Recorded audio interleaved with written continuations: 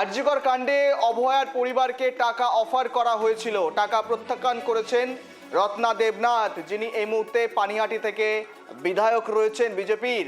তাকে BJP ticket দেয় এবং তিনি জিতে আসার পর ফাইল খুলল। সাসপেন্ড বিনীত গোয়েল, ইন্দিরা মুখোপাধ্যায়, অভিষেক গুপ্তা।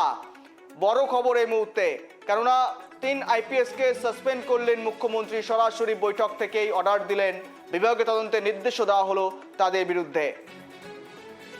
অভয়া মামলায় নজরে মমতার পুলিশ, এমনকি সমস্ত কল রেকর্ডিং, চ্যাট সবকিছু চেক করা হবে। তাদের সমস্ত কিছু স্ক্যানারে নিয়ে এসে ফরেন্সিকে প্রয়োজনে পাঠানো হতে পারে।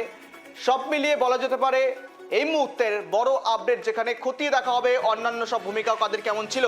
আমাদের সঙ্গে এই মুহূর্তে রয়েছেন ফোন কলে প্রাক্তন পুলিশ কর্তা রয়েছেন নজরুল ইসলাম রয়েছে। নজরুল, স্বাগত কেটিভি বাংলায়। দেখুন এই মুহূর্তের বড় খবর, কেননা এর আগে হয়তো এই ধরনের নজিরবিহীন সিদ্ধান্ত দেখা যায়নি। ওপেন বৈঠক থেকে 3 জন আধিকারিককে সাসপেন্ড করা, শুভেন্দু দিকে তাই করলেন, 3 জন পুলিশ আইপিএসকে সাসপেন্ড করলেন। দেখুন, যাদের কথা বলছেন তাদের অপরাধ অনেক বেশি এবং তারা অপরাধটা করেছেন তৎকালীন মাননীয় স্বাস্থ্যমন্ত্রী এবং পুলিশ মন্ত্রীর কথায়। তো এদেরকে সাসপেন্ড করে এদের সাজার ব্যবস্থা করা হোক। সঙ্গে সঙ্গে যাদের কথাই নিয়ে কাজটা করেছেন তার বিরুদ্ধে তদন্ত করে তার সাজার ব্যবস্থাটাও করা হোক। নজরুল, একটা বিষয় দেখুন, আইপিএস এর সরাসরি জড়িত থাকা, এমনকি অভয়ের মাকে, ফ্যামিলিকে টাকা অফার করা, এটা তো পুলিশের দায়িত্ব নয়, ভূমিকা নয়। কেননা এমনটা দেখা গিয়েছে, অভিযোগগুলো যা উঠে আসছে এই মুহূর্তে, বিস্ফোরক দাবি তারপর উঠে আসছে। দেখুন, অভয়ার বাবা মায়ের কাছে যে টাকার অফার নিয়ে গিয়েছিল, তিনি একজন ডিসি ছিলেন, আপনারা বলছেন সাসপেন্ড হয়েছে। আর যিনি তখন ডিসি সেন্ট্রালের দায়িত্ব ছিলেন, একজন পিজি হাসপাতালে পিজিকে দেখিয়ে বলছিলেন ফিঙ্গারপ্রিন্ট এক্সপার্ট, তো সেটা তো কি জন্য করছিলেন আপনারা বুঝতে পারেন। আর পুলিশ কমিশন তো নিজে বলেছেন যে এখানে যা হয়েছে সব আমার কমান্ড অনুসারে হয়েছে, আর তার কমান্ড অনুসারে কাজ করে থানার ওসিকে হাজতে যেতে হয়েছে। এই হাজতে তো পুলিশ কমিশনের যাওয়া উচিত। পুলিশ থানার ওসি তো তার কমান্ড অনুসারে কাজ করেছেন, সেটা সিপি তখনই বলেছেন। তাহলে তিনি হাজতে কেন যাবেন না, শুধু সাসপেন্ড হয়ে কেন থাকবেন? অবশ্যই বিভাগীয় তদন্তেরও নির্দেশ দেওয়া হয়েছে, কিন্তু আপনি তো স্যার বিভিন্ন দিন অনেকদিন পুলিশ কর্তা হিসেবে থেকেছেন, কিন্তু যদি কোনো আইপিএস বা আমলার বিরুদ্ধে যে তদন্ত নির্দেশ দেওয়া হয়, তাহলে বিভাগীয় তদন্তটা ঠিক কোন পথে এগিয়ে নিয়ে যাওয়া হয় স্যার?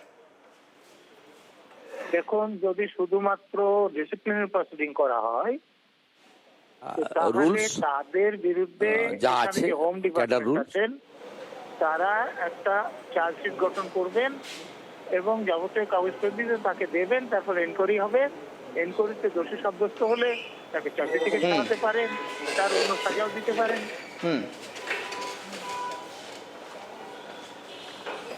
বল নজরুলবাবু, একটা বিষয়, ইন্দিরা মুখোপাধ্যায় যে ডিসি সেন্ট্রাল ছিলেন সে সময়, তিনি অনেক সাফাই দেওয়ার চেষ্টা করেছেন, ছবি প্রকাশ্য দেখিয়েছেন। পাশাপাশি বিনীত গোয়েল, তিনি আবার কার্যত ভিকটিমের নাম প্রকাশ করেছেন, যেটা এখতিয়ারের মধ্যেই নেই। পুলিশ হয়ে জানা সত্ত্বেও তিনি এই ভুলটা করেছিলেন, এই কথাগুলো তিনি বলেছিলেন।